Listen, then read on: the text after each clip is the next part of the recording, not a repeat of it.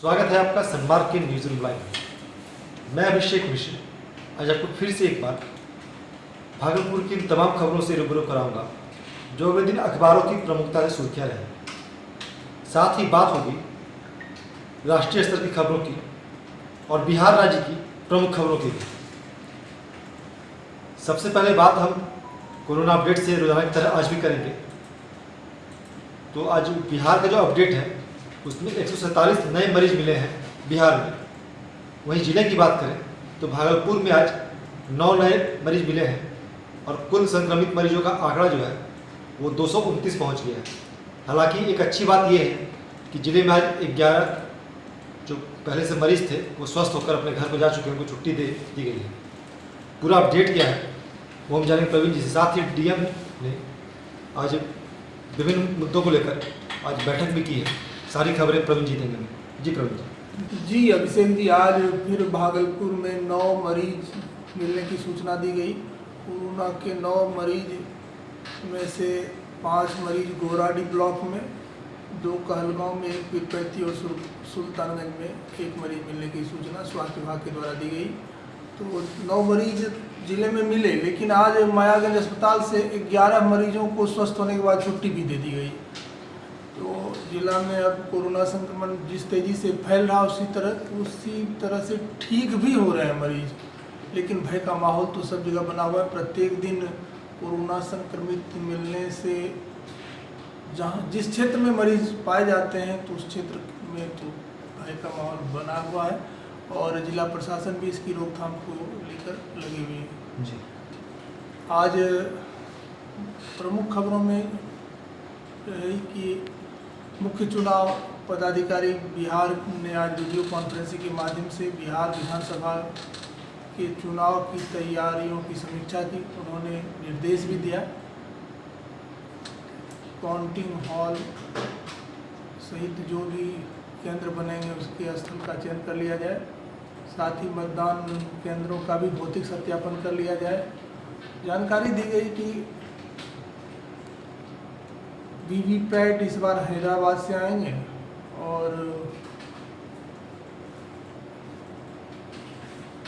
आवश्यक तैयारियां जो भी है उस पर विशेष नज़र रखने को कहा गया है। डीएम की अध्यक्षता में भी आज 2-3 बैठक हुई। पहली बैठक तो उर्वरक की कालाबाजारी और उर्वरक की बिक्री को लेकर की गई थी, जिसमें उन्होंने आवश्यक निर्देश दिए कि उर्वरक की कालाबाजारी जिले में नहीं हो, इस पर लगातार छापेमारी की जाए।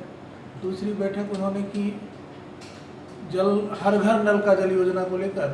उन्होंने सभी बीडीओ को सख्त निर्देश देते हुए कहा कि 10 जून तक सभी जगह हर घर नल का जल योजना जरूर पूर्ण हो जाए, नहीं तो इसकी जवाबदेही जिम्मेदारी बीडीओ की होगी। और तीसरी बैठक उन्होंने SC/ST अत्याचार मामले को लेकर की और उन्होंने कहा कि जितने भी लंबित मामले हैं सबका निष्पादन शीघ्र किया जाए और इस योजना के तहत जो भी अनुदान दिए जाते हैं, सहायता दी जाती है, वह सभी लाभुकों तक पहुंचाया जाए।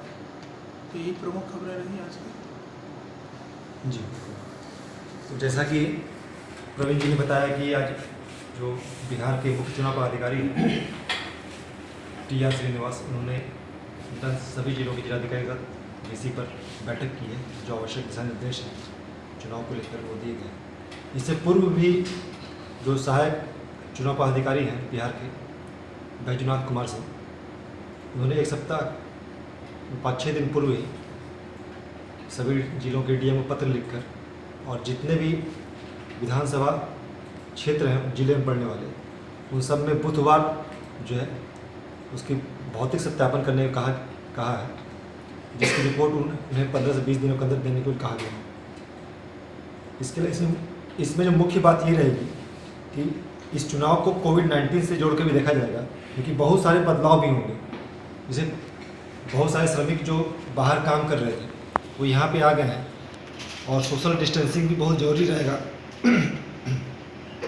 तो इसमें भी अगर सोशल डिस्टेंसिंग मायने रखता है तो बूथ बढ़ाने ही पड़ेंगे। इन सभी मुद्दों पर जो स्थानीय प्रशासन है वो चुनाव आयोग के निर्देश राज्य चुनाव आयोग के निर्देश का अनुपालन कर कार्य कर रही है। वहीं कल का दिन जो रहेगा वो बिहार में चुनावी बिगुल की अनौपचारिक रणभेरी की शुरुआत हो जाएगी कल से। कल 3 आयोजन हैं 3 अलग अलग पार्टियों के। सबसे पहले भाजपा के जो वरिष्ठ नेता अमित शाह और देश के गृह मंत्री भी हैं, उनका कल वर्चुअल रैली के माध्यम से वो पूरे राज्य भर के बूथ स्तर पर कार्यकर्ताओं को संबोधित करेंगे और आगामी चुनाव को लेकर जो सांगठनिक एकता है उसको लेकर अपना मंत्र देंगे। वहीं इसके जवाब में जो आरजेडी है, जिसके और बिहार के जो नेता प्रतिपक्ष है तेजस्वी यादव, उन्होंने पूर्व में भी ऐलान कर दिया था कि 7 तारीख को यानी कल वो थाली बजाओ कार्यक्रम करेंगे गरीब अधिकार आयोजन के तहत। और उनकी जो इसमें मांग ये है कि जब अभी प्रदेश कोविड के दौर से गुजर रहा है, प्रवासी मजदूरों की हालत ख़राब है, कई श्रमिक जो है वो रास्ते से आने के दौरान अपने गृह राज्य गृह जिले में आने के दौरान कई मजदूरों की सैकड़ों मजदूरों की मौत हो गई। उन सब पर संज्ञान न लेकर उन जो पीड़ित परिवार उनकी बात न कर और भाजपा यहाँ पे जो वर्चुअल रैली कर रही है, तो ये सरकार की संवेदनहीनता को दर्शाता है। कुल मिलाकर लबोलुआब में कहें तो ये ओवरऑल आरोप प्रत्यारोप का दौर अभी से चुनाव के मध्य शुरू हो गया है, क्योंकि सारी पार्टियाँ राजनीतिक बिसात पर अपनी जो गोटियाँ हैं वो चलने लगी हैं। वहीं जो बिहार के मुख्यमंत्री हैं और जदयू के सुप्रीमो राष्ट्रीय अध्यक्ष नीतीश कुमार, वो भी अपने कार्यकर्ताओं से कल से जनसंवाद कार्यक्रम की तरफ जुड़ेंगे और वीडियो कॉन्फ्रेंसिंग के माध्यम से वो 5-6 दिनों कार्यक्रम है, एक दिन में 2-3 जिले हैं, जिलावार प्रखंडवार हर कार्यकर्ता से मिलेंगे और जो संगठन की मजबूती है चुनाव को लेकर, जो कार्यकर्ता मेन स्तंभ होते हैं, मुख्य स्तंभ होते हैं किसी भी क्षेत्र को चुनाव को जिताने हराने में, तो उन कार्यकर्ताओं को बुलंद किया जाएगा, उनमें जोश बढ़ाया जाएगा। तो कल का दिन कुल मिलाकर राजनीतिक पार्टियों का दंगल के नाम रहेगा, जो कि कल हम खबर कल जब कार्यक्रम हुआ तो उस खबर के बारे में कल बताएंगे। वहीं अन्य खबरों की बात करें तो आज इस खबर में भागलपुर को लेकर क्या अपडेट है, शाह के कार्यक्रम को लेकर, वो हम जान लेते हैं राजीव से। जी हाँ अभिषेक जी, जैसा कि आपने कहा कि कल के जनसंवाद कार्यक्रम से ही अनौपचारिक रूप से ये चुनाव की रणभेरी बच जाएगी। वहीं इस जनसंवाद कार्यक्रम को लेकर के जो है आज भाजपाइयों ने सभी शक्ति केंद्र पर अपने टीम को गठित किया और रोहित पांडे जिलाध्यक्ष जो हैं भाजपा के, वो सभी शक्ति केंद्र का पर निरीक्षण कर कई दिशा निर्देश दिए। वहीं भाजपा नेता जो है अरिजीत शाश्वत चौबे ने भी ये सभी मंडल पदाधिकारियों के साथ बैठक कर कई निर्देश दिए और इसे सफल बनाने के लिए जो है उन्होंने आग्रह किया। जब रोहित पांडे ने बताया कि तकरीबन 50 से अधिक जगहों पे वर्चुअल रैली के जनसंवाद को सुना जाएगा। इसमें जो है 1 लाख से अधिक लोग शामिल होंगे। इसमें मुख्य रूप से ये खबरें रहेंगी।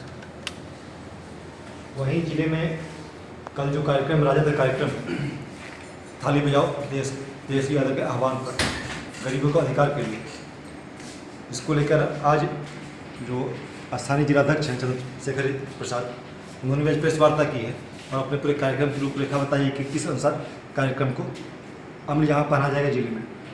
इसके अलावा अपराध जाति खबरें क्या खास आज रहेंगी, वो हम जान लेते हैं राजकुमार जी से। जी बिल्कुल अभिषेक, लॉकडाउन के बाद से जो है अपराधियों का मनोबल थोड़ा सा बढ़ा है और लूट कांड के मामले जो है काफ़ी, इस लूट कांड के मामले में काफ़ी इजाफा हुआ है। बीते दिनों जो है 30 मई को जो है गौराडी थाना क्षेत्र के महगामा मोड़ के पास जो है ट्रैक्टर चालक से जो है लूट की गई थी, उसको मारा पीटा भी गया था।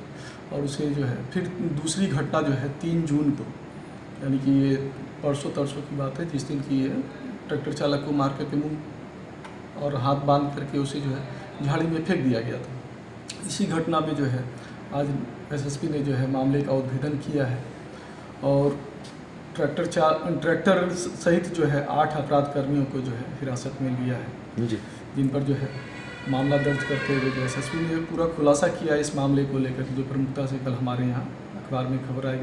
दूसरी खबर एक ये है कि दिलखुश नाम का जो एक अपराधी था, जो नौगछिया का बताया जा रहा है, आज बरारी थाना क्षेत्र के बड़गाछ के पास जो है वो किसी लॉज में रह रहा था, जिसे पुलिस ने जो है गिरफ्तार किया और वो संदिग्ध तौर पर जो है पुलिस को जब पाया गया कि वो इधर उधर किसी ने जानकारी दी, गुप्त सूचना पर उसे जो है जी गिरफ्तार करके इसके बाद थाना लाया गया। जब पूछने पर उसने अपना नाम जो है गलत बताया। इस बाबत जो है फिर नवगछिया थाना को जो है फ़ोन किया गया। नवगछिया पुलिस वहाँ से आई। इसके बाद पता चला कि वो नवगछिया का कुख्यात है, जो छोटू यादव, जो कुख्यात अपराधकर्मी था पिछले दिनों जिसकी गिरफ्तारी हुई है, वो उसका भांजा बताया जा रहा है। पुलिस ने जो है उसे भी जो है न्यायिक हिरासत में भी भेज दिया है। एक जो है बीते दिनों जो है बस यही खबर है आज हमारे यहाँ जो है अपराध के जगत में जो है ये 2 खबर हैं जो प्रमुखता से कल हमारे यहाँ। इसके अलावा अन्य खबरों की बात करें तो आज कोशी नवगछिया बागा क्षेत्र की प्रमुख खबरें क्या खास रही है? हम जानते हैं जी से। जी अभिषेक जी, आज बांका के अमरपुर में 2 नवजात शिशुओं के सब मिलने से इलाके में सनसनी फैल गई। खबर मिलते ही लोगों की भीड़ लग गई और इससे चर्चाओं का बाजार गर्म हो गया। लोग तरह तरह की बातें कर रहे थे। उस माँ को भी कोस रहे थे जिन्होंने लोकलाज या अन्य कारणों से अपने बच्चे को फेंक दिया। जी वहीं दूसरी घटना रजौन थाना क्षेत्र में घटी, जहां एक सीएसपी संचालक से झपटमार गिरोह के सदस्यों ने 2,40,000 रुपये लूट लिए। इस घटना को लेकर थाना में एक मामला दर्ज कराया गया। इससे लोगों में भय का वातावरण जी माहौल बना हुआ है और लोग पहले जो सुरक्षित थे, मैंने कुछ राहत महसूस कर रहे थे लॉकडाउन के दौरान, वो उसे लगा कि अब लॉकडाउन से अनलॉक होते ही फिर से लूटपाट की घटना शुरू हो गई है। तो इसमें लोगों ने पुलिस से अधिक चौकसी बरतने की मांग की है। वहीं नवगछिया थाना क्षेत्र से असलहे के साथ एक युवक के गिरफ्तार होने की सूचना मिली है। वहीं हम चौसा की बात करें तो चौसा में आज एक मोटरसाइकिल सवार युवक की सड़क दुर्घटना में मौत हो गई। मौत का कारण बताया जाता है कि सड़क के अधिकांश भाग में मकई बिछा रहता है, जिससे सड़क बहुत छोटी हो गई है। इससे लोगों को चलने में दिक्कत होती है, तो इससे लोगों में आक्रोश भी है। बस यही सूचना है। बिल्कुल इन दिनों जो कोशी क्षेत्र या सीमांचल क्षेत्र हो, सड़कों पर अमूमन देखा जाता है किसान जो है वो मक्की की फसल को सड़क पर ही सुखाते हैं, सड़क पर इसकी ढोनी करते हैं, जिससे एक तरफ का जो है सड़क वन वे हो जाता है अपने आप ही, और लोगों को आवागमन में परेशानी होती है। इसके अलावा राष्ट्रीय फलक पर बड़ी खबरें आज क्या खास है और बिहार राज्य की खबरें क्या है, हम जानते हैं संपादक से। जी अभिषेक जी, सबसे बड़ी खबर यही है, कोरोना को लेके जो है मतलब एक खबर खुशी की है तो एक गम की है। खुशी की खबर यह है कि आज एम्स ने भी जो है उस दावे की पुष्टि की है कि कोरोना के खिलाफ वैक्सीन करीब तैयार होने को है, और दावा किया गया है कि 3 महीने के अंदर जो है कोरोना वैक्सीन तैयार हो जाएगी भारत में। और दुख की बात यह है कि कोरोना प्रभावित दुनिया के देशों में आज स्पेन को पीछे छोड़ भारत अब 5वें नंबर पर आ गया है, और अब तक भारत में करीब 6,600 से अधिक मौत हो चुकी है, और लगभग संख्या कोरोना संक्रमितों की वो भी 2.5 लाख की तरफ तेज़ी से बढ़ रही है। जैसा कि आपने बताया कि बिहार में कल अमित शाह की ऑनलाइन रैली है, तो वर्चुअल रैली है, तो 72,000 राज्य के 72,000 बूथों पर लाखों जो है भाजपा कार्यकर्ता जुटाए जाने का जो है कार्यक्रम है, और फेसबुक ट्विटर के अलावा टीवी स्क्रीन जगह जगह लगा करके अमित शाह को भाजपा के लोग सुनेंगे। उधर भारत और चीन के बीच कई स्तरों पर आज सैन्य बातचीत हुई है, तो उसमें तय हुआ है कि कूटनीतिक चैनल खुला रखा जाएगा और सैन्य तनाव को सहमति से सुलझाने पर जोर दिया जाएगा। इस बीच चीन के खिलाफ डोनाल्ड ट्रंप की मुहिम रंग लाने लगी है, और अमेरिका के साथ भारत को G7 में शामिल करने के मुद्दे पर 7 यूरोपीय देश जो है समर्थन में आगे आ गए। और इस बीच राहुल गांधी ने कहा है कि सरकार ने ये जो 20 लाख का पैकेज दिया है, अच्छा होता कि सरकार गरीबों और ज़रूरतमंदों को सीधे उनके खाते में पैसा देती तो उसका कोई लाभ होता, वरना ये स्थिति अब जो बन रही है दूसरी नोटबंदी जैसी ही स्थिति हो जाएगी। और बिहार की खबरों की बात अगर करें तो 8 जून से पूरे बिहार में मंदिर, मस्जिद और चर्च और गुरुद्वारा, सब धार्मिक स्थल सारे खोल दिए जाएंगे। और जैसा कि कल चिराग पासवान ने नीतीश कुमार को आड़े हाथों लिया था जो है प्रवासी मजदूरों के मामले पे, तो आज भाजपा ने स्पष्ट उनको झिड़की लगाई है और कहा है कि बिहार विधानसभा चुनाव में नीतीश कुमार ही एनडीए के चेहरा होंगे और उन चिराग पासवान को अपनी बातचीत में संयम बरतना चाहिए। और इस बीच तेजस्वी यादव ने जो है चिराग पासवान की खिल्ली उड़ाते हुए कहा है कि उनकी हालत जो है भाजपा में के आडवाणी जैसी हो गई है। चिराग पासवान बोलते तो बहुत हैं लेकिन उनकी कोई सुनने वाला नहीं है। और एक दिलचस्प खबर ये है कि स्पेशल ट्रेन से बिहार लौटे प्रवासी भारतीयों में से ढेर सारे प्रवासियों के लिए जो है हरियाणा से लग्जरी बस से आ रही हैं और अब वापस होने लगे हैं लोग। तो ट्रेनों से जो लोग प्रवासी वापस आए थे, ढेर सारे प्रवासी हरियाणा की तरफ जो है लौटने लगे हैं।